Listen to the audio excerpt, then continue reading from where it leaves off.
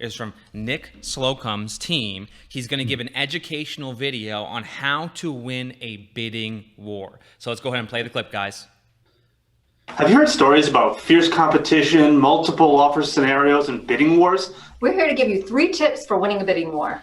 With a proper plan in place, your offers can stand out so you can stress less in this market. The first tip is to put your best foot forward. Thinking you can lowball or get a steal is not going to work in this market. Make your offer stand out at the top of the pile, or hopefully even beat the competition, and start with your best offer from the beginning. The second tip is to be flexible on your closing date. Some sellers may need more time, others may want to get out as soon as possible. With you being flexible on that date, it may help your offer stand out versus the competition. The third tip is to write a personal letter to the seller. Writing a letter to the seller explaining a little bit about yourself and your family and how you fell in love with the home can really tug on their heartstrings and help your offer stand out. And a quick pro tip, put that love letter on a video and it may give it even more personality to help it stand out. It pays to have an experienced team on your side, helping to put you in the best position possible to succeed. If you're thinking of buying this year, we'd love to help. Awesome, Jimmy. That was good. So I lost you, Jimmy. You back with me? Yeah, here we go. Okay. Cool. Awesome. So do you want to start? I've got I'm going to have you go first. Go ahead. Okay. So number one, they did a great job with the graphics at the top. Mm-hmm. Like, people need to probably know what the video's about before they hit play. Mm-hmm. And I know that's a new world, but if you go to my Instagram, Annette does a great job of that. Gary Vee does a great job of that. Like, the people that put out a lot of videos, they did a great job with the graphics at the top. Where they did a bad job was no captions. Mm-hmm. The percentage of videos that are viewed on the internet, especially on Instagram, with the audio off is so high that they left a lot of kind of traction on the table. Yeah. You got to use captions. I mean, you got to add captions, and it doesn't take a long time. Annette, can you text me the caption software that you like? And as Annette's texting you that, Chris, I got a stat for you guys. 85% of videos watched on Facebook are watched without sound. So to Chris's point, you've got to have captions. Yeah, you got to have captions. Number 2, Jimmy, the graphics were good, but the audio was bad. Mm-hmm. The audio felt unprofessional. Yeah. It was a little echoey. Now, we use a Zoom mic. I don't know if there's one laying around here. But there's these very inexpensive mics. The problem is, even if you have a good camera, the microphone in the camera still sucks. So we recommend those little clip-ons where you put it in your pocket so that you get a perfect audio file, and then you layer that into a perfect video file. Yeah. There was a thing I read years ago that the audio is the redheaded stepchild of video. Mm-hmm. And it almost doesn't matter how good your video is if your audio sucks. Very true. Now, another thing they did really good was, Jimmy, they had a script. They had a plan, right?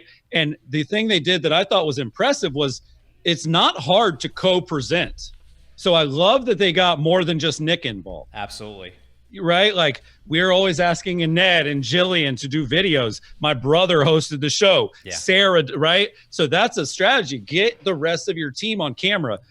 Judy has done a great job of that. Mm-hmm. You know what I mean? Like, kind of almost forcing them, hey, you're going to be Amy. I see, Amy and Talene. Those are my friends up in Toronto. Mm-hmm. Amy, is like, the Barbara Corcoran of real estate. She's the video queen. Well, now I'm seeing Talene from her team definitely following in those footsteps and executing. So I love that they involved the team. Yep. Now, the last thing I would say, and this isn't so much about the video or the quality. It's more about just marketing in general.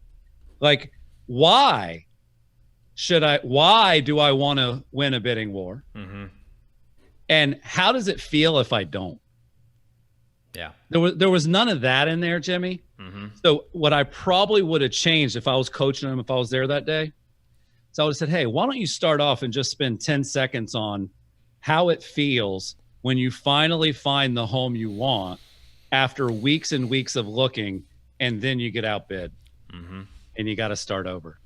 Well, with these tips, that's not going to happen. See what I'm saying, Jimmy? So you got to get into a little bit of the emotion. That was very logical, how to win a bidding war.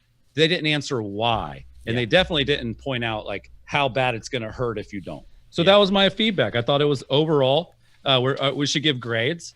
Overall, I give it a B. Sure. And now just to recap, so there's no why. There wasn't a lot of strong emotion storytelling in the actual video, more logical. No subtitles, bad audio, right? The tool that you referenced, Chris, Jeremy Blanton, our old friend, dropped it in the channel tier for us as well, rev.com, rev.com. And you mentioned a little bit the actual audio is not being great. So the only other two things I would add to that, Chris, would be number one, the background for me is sort of falls on the same level as sort of the audio. The background was like a white wall, and it didn't really have any contrast or anything in the background. And I realize backgrounds can be distracting if you have too much going on. But you know, Chris and I both have really good backgrounds. You know, and we have, you know, Chris has got his shoes in the back. I got Curaytor's logo in the back. Like the background does matter. You have to have depth, Jimmy. The depth. The depth. It matters. Remember, we tried to set up a studio in the back room, and we put a bunch of cute stuff on the wall. And the depth is a real thing. Well, Chris, think about when we do our monthly financial calls, and we sit down with our accountant, and he's on a video call, and his background looks like he's in clothes and being basically kidnapped. Like, we can't get over that fact when we're doing a live video call with him. Like, his background's really bad. So there's a huge opportunity to have a much better background there. The second thing, and this is my last tip here, Chris, is that if you go to the very end of the video, short video, it's fine to have one CTA at the end because there's only maybe less than a minute, but the CTA wasn't relevant to the content. It was we just gave you insanely good tips on how to basically win a bidding war, and now we're saying if you want to buy a home, give us a call. Like, yeah, so let me give you what I would have done there, because you're absolutely right. You want to marry the video to the call to action. Yeah. And it is a mistake people make. We've made that mistake, I feel like, over the years, like a general CTA when it should have been specific. So as an example, if he would have said, now that you know how to win a bidding war, check out some of the homes with recent price reductions because they're going to end up in one. Yeah. Like, you know what I mean? Like, it takes time to learn the mastery of making it relevant. But you're absolutely right. Like, there really wasn't anything to do next. And by the way, people won't usually do the thing you want them to do. But like, as an example, when Annette puts out videos that are for the water cooler, the call to action when the video ends is, so don't miss this Wednesday show where we'll go deeper.